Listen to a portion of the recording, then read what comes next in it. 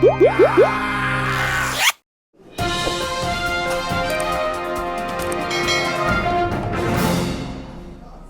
係我紅事人，新聞女王2實力客串演員介紹嚟到第3位布洛文。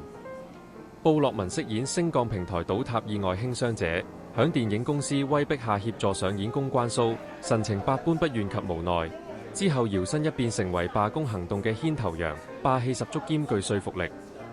由於布洛文本身係中印混血兒，個樣亦十足十外國人，唔少網民對於佢能操流利及標準廣東話大感驚豔。其實布洛文除咗係 TVB Plus 固定主持外，更係學霸一名。